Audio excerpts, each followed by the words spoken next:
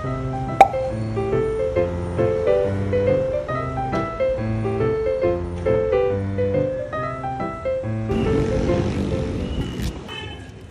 tayo sa Ubando, Bulacan. Tumigil muna tayo saglit kasi may prosesyon daw, hindi makadaan yung mga tao. So,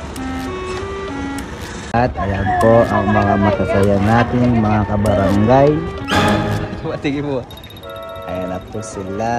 Ito po ang ating mga sakristan. Hello. Hello, two joints.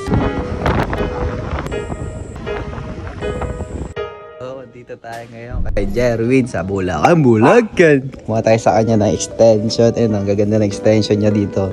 Siyempre, supportahan natin ang ating mga local artists. Ito, 70 pieces din to. Dinaya pa siya namin dito sa Bulacan.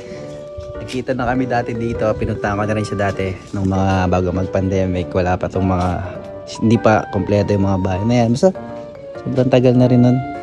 Tapos nag-inuman pa kami somewhere dyan. Ito yung working area niya. Dito niya sinasabit yung extension na ginagawa niya. Oh. At ito na ang tira. Teng. Dito ka gumagawa, no? Oo, dyan. Para pag may lumilipat kami ng anak ko. Pero hindi siya nahihila. Sige man, pag hindi naman sobrang bigat ng kamay ko. Sa bagay. Sabihin, kahit hindi siya hilahin ng todo, no? Parang alalay lang. Alalay lang. Kahit ayon. Ito pa ang legend. Napaka-low-key na tao na to. Jerwin, no? Yun, pakitaan niya tayo kung paano niya ginagawa yung ganitong kagagandang extension. Masama nipis. Tapos hila lang ako ng hila. Uy. Pinis, dandaan lang. O ganyan talaga?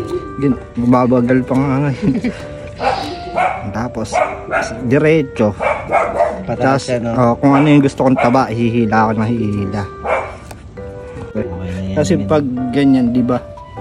Putol-putol yung putol-putol. Hindi makahila. Sige, tira. Oo na. Pinakita ka ba naman sila ng mga sekretong tech? Oo, di ba? Tapos nilalabas ko din yung hinihila ko. Para yung pantatahi ko. Kailangan may tagus mo talaga siya, no? Oo. Sa mararamdaman mo dito kung may buhok na nakukuha. Oo. Pati nga yung daliri mo, may sugat pa ba? Wala na, no?